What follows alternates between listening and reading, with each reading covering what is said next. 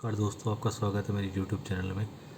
आज से हम सी प्लस प्लस का एक कंप्लीट कोर्स स्टार्ट करने जा रहे हैं और मेरा आपसे वादा है कि इस कोर्स को करने के बाद आप सी प्लस प्लस में पूरी तरीके से परफेक्ट हो जाएंगे और आप कोई भी लैंग्वेज उसके बाद सीख सकते हैं सी प्लस प्लस सीखने के बाद।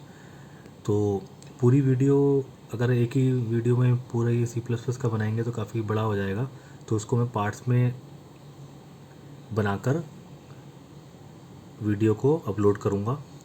जो जो कंटेंट्स होगा वो इस वीडियो के अंदर सब दिखाई देगा आपको। तो ज़्यादा टाइम ना लेते हुए स्टार्ट करते हैं सी प्लस प्लस का कंप्लीट कोर्स। तो सी प्लस प्लस के कोर्स में क्या क्या कंटेंट होगा, टेबल ऑफ कंटेंट देख लीजिए जो हम कवर करेंगे इस ट्यूटोरियल के अंदर। तो वो कंटेंट है इंट्रोडक्शन। सबसे पहले हम इंट्रोडक्शन करेंगे सी प्लस प्लस का, क्या क्या है उसके, क्या क्या सी प्लस प्लस कैसे डेवलप हुई, क्या क्या उसकी फीचर्स हैं। ये टोकन्स उसके अंदर आते हैं। टोकन्स के अंदर टोकन्स को हम कैटेगराइज कर देते हैं आइडेंटिफायर में, कीवर्ड्स में, कांस्टेंट में, ऑपरेटर्स में, वेरिएबल्स में, डेटा टाइप्स में। उसके बाद structure of a C plus plus program देखेंगे हम। कंट्रोल फ्लो स्टेटमेंट, इसमें आपके इफ एल्स हो गया, while, for loop, do while, ये सब आएंगे आपके। उसके बाद एरेज, फंक्शंस, पॉइंटर और क्लासेस तक हम इसमें करेंगे। तो इन सभी टॉपिक्स को कवर करने के बाद आप सी प्लस प्लस में परफेक्ट हो जाएंगे। तो इस लेट्स स्टार्ट करते हैं इंट्रोडक्शन से। सबसे पहले पॉइंट इंट्रोडक्शन लेते हैं। इंट्रोडक्शन, तो सी प्लस प्लस कैसे डेवलप हुई, as discuss C plus plus was developed by Bjarne Stroustrup in 1980s at AT&T Bell laboratory California. C plus plus जो है वो बैरन स्टोस्टप द्वारा 1980s में डेवलप की गई कैलिफोर्निया की AT&T बेल लेबोरेटरी में।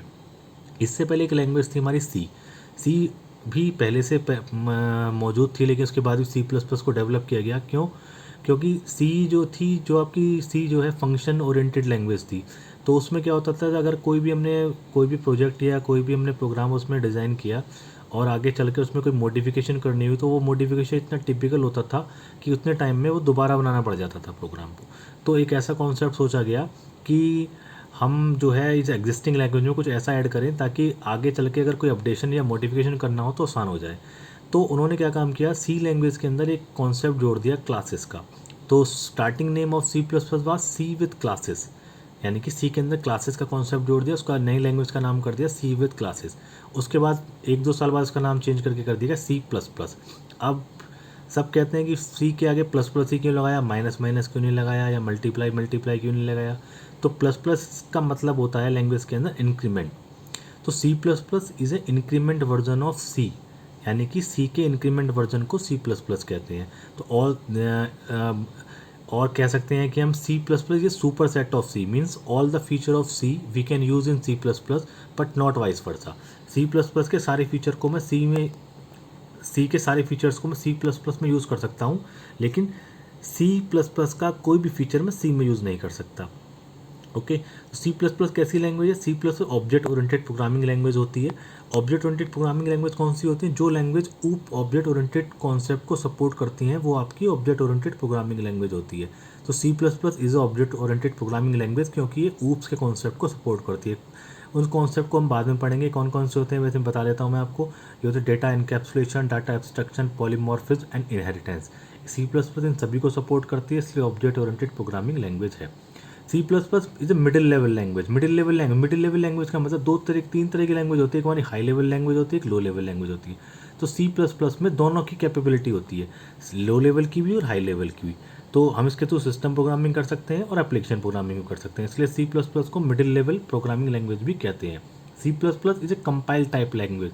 कंपाइल टाइप लैंग्वेज का मतलब होता है कि जब तक हम इसके प्रोग्राम को कंपाइल नहीं करेंगे तब तक हम इस पर कोई भी आउटपुट नहीं ले सकते। तो सी प्लस प्लस के प्रोग्राम को कंपाइल करना पड़ता है। नेक्स्ट है C plus plus machine independent but platform dependent language. Machine independent का मतलब होता है सी प्लस प्लस के प्रोग्राम को आप कहीं पर भी बना सकते हैं, किसी मशीन बना सकते हैं आप, कोई भी ओएस पर, विंडोज़ पर बना सकते हैं, लाइनक्स पर बना सकते हैं। लेकिन प्लेटफॉर्म इंडिपेंडेंट है। प्लेटफॉर्म डिपेंडेंट का मतलब है कि सी प्लस प्लस का प्रोग्राम अगर आपने कंपाइल किया है विंडोज़ पर तो वो लाइनक्स पर रन नहीं होगा, और अगर आपने लाइनक्स पे कंपाइल किया है तो वो विंडोज़ पर रन नहीं होगा। तो प्लेटफॉर्म डिपेंडेंट है, मशीन इंडिपेंडेंट है। ओके, तो ये फीचर्स हैं, इंट्रोडक्शन है सी प्लस प्लस का। जो होता है C plus super set of C, जो हमने एक बार देख लिया कि C plus plus super set of C किस लिए, कि all the feature of C we can use in C plus plus but not vice versa. तो सी के सारे फीचर्स को हम सी प्लस प्लस में यूज़ कर सकते हैं।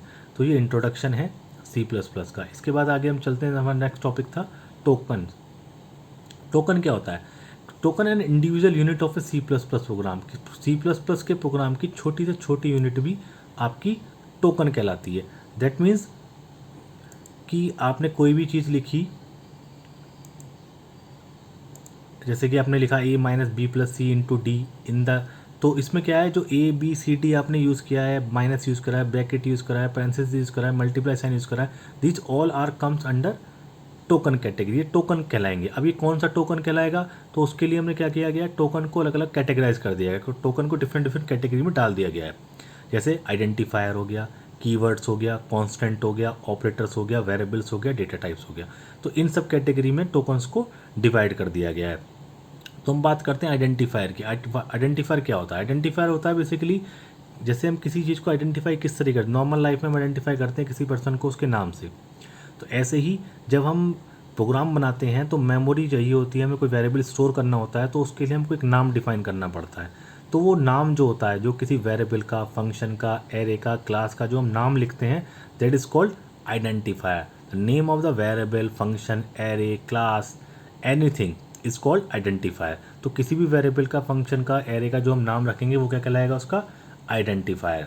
तो अब ऐसा नहीं है कि हम कुछ भी नाम रख सकते हैं, नाम रखने के भी कुछ रूल्स होते हैं। जैसे कि इंडिया में है, इंडिया में रूल्स क्या है नाम रखने का, कि हम जो नाम होते हैं अल्फ़ाबेट से रखते हैं।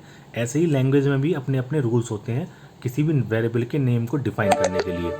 उसमें पहला रूल होता है only alpha numeric characters are allowed. Alpha numeric characters means alphabet use होंगे A to Z और 0 to 9 डिजिट यूज़ होंगी। मैं आपको इनको अपने हैंड रिटन प्रोग्राम नोट्स पे लेकर चलता हूँ, आइडेंटिफायर जहाँ पे मैंने ये लिखा हुआ है। ओके, तो the name of the variable, function, array is called an identifier. There are following rules which are followed by declaring identifier. तो तेरे कुछ रूल्स होते हैं आइडेंटिफायर को डिक्लेरेशन के। पहला रूल था only alpha numeric character and underscore are allowed. तो C++ के किसी वेरिएबल के, क्लास के, फंक्शन के नाम रखने के लिए हम तीन चीज़ यूज़ कर सकते हैं, या तो अल्फ़ाबेट यूज़ करेंगे हम, या डिजिट यूज़ करेंगे, या अंडरस्कोर का साइन यूज़ कर सकते हैं। इन तीन चीज़ों से ही मिलकर आपका वेरिएबल का, फंक्शन का, क्लास का, एरे का नाम बनेगा। इसके अलावा और कोई चीज़ हम यूज़ नहीं कर सकते। दूसरा, upper case and lower case are different. Upper case and lower case का मतलब होता है capital letters and small letters, both are different. आप अगर कहीं पर कैपिटल ए लिखते हैं, कहीं पर स्मॉल ए लिखते हैं, तो बोथ आर डिफरेंट। तो ऐसी लैंग्वेज जिसके अंदर upper case and lower case different होते हैं उन्हें कहते हैं केस सेंसिटिव लैंग्वेज। तो C++ is a case sensitive language.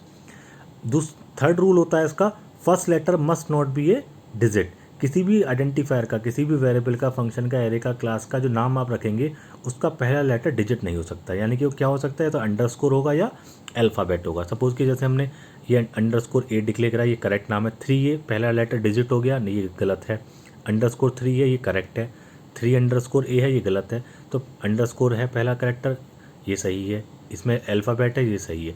तो किसी भी आइडेंटिफायर का पहला लेटर आपका डिजिट नहीं होना चाहिए। इट मस्ट बी अल्फ़ाबेट और अंडरस्कोर।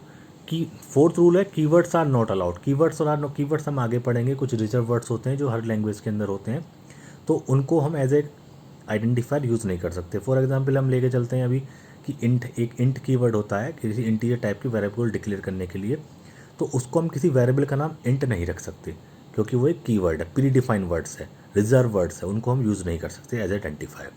फिफ्थ रूल होता है special characters are not allowed. Special character कौन से होते हैं? कीबोर्ड के ऊपर अल्फ़ाबेट, डिजिट और अंडरस्कोर को छोड़कर जितने भी कैरेक्टर्स होते हैं सारे स्पेशल कैरेक्टर माने जाएंगे। उनमें से कोई भी कैरेक्टर को हम एज आइडेंटिफायर यूज़ नहीं कर सकते।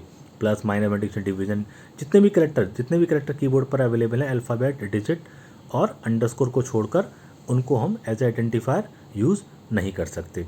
तो ये आपके आइडेंटिफायर्स होते हैं। तो आइडेंटिफायर क्या होता है? किसी वेरिएबल का, फंक्शन का, एरे का जो भी हम नाम रखते हैं वो आपको उसका आइडेंटिफायर कहलाता है। उसके कुछ रूल्स हैं, alphanumeric character, underscore allowed, upper case and lower case are different, first letter must not be digit, keywords are not allowed और special characters are not allowed. तो ये रूल्स हैं। इन रूल्स को जब भी हम कोई वेरिएबल आइडेंटिफायर डिक्लेयर करेंगे तो इन रूल्स को हमें फॉलो करना पड़ता है। अब नेक्स्ट टोकन हम पढ़ते हैं कीवर्ड्स को। What is keywords? कीवर्ड्स क्या होते हैं? Keywords are predefined reserve special words. जो किसी हर लैंग्वेज के अंदर कुछ वर्ड्स का मीनिंग फिक्स कर दिया जाता है, तो उन वर्ड्स को कहते हैं हम कीवर्ड्स। तो keyword these are special predefined reserve word which convey special meaning to the compiler. जब भी हम उनमें से किसी वर्ड को यूज़ करते हैं तो कंपाइलर को एक स्पेशल मीनिंग देता है कि इसका मतलब ये है। सही है। जैसे आप इंट लिखेंगे तो वो इंट डिक्लेयर उसका मैसेज देगा कि ये इंट का मतलब है कि ये एक इंटीजर टाइप का वेरिएबल डिक्लेयर किया गया है। तो जब भी उनमें से कीवर्ड्स में कोई वर्ड यूज़ करते हैं उसका एक स्पेशल मीनिंग कंपाइलर को कन्वे हो जाता है। सी प्लस प्लस के अंदर टोटल 42 कीवर्ड्स होते हैं। उससे पहले जो लैंग्वेज सी थी उसके अंदर 32 कीवर्ड थे। कौन कौन से होते हैं? Int, char, float, long, double, if, else, do, while, for, switch, break, continue. Total 42 होते हैं। उन वर्ड्स को हम यूज़ करते हैं एज ए कीवर्ड्स। तो हमने 2 टोकन्स कवर कर लिए हैं। आपके हो गया आपका आइडेंटिफायर एंड कीवर्ड्स। इसके बाद हम नेक्स्ट पार्ट में पढ़ेंगे कांस्टेंट एंड ऑपरेटर्स को। तो आप जब तक है इसको रिवाइज कीजिए, पढ़िए, और कोई इशू हो तो मुझसे पूछिए कमेंट बॉक्स में। और वीडियो पसंद आई हो तो आप लाइक एंड सब्सक्राइब करें। Thank you.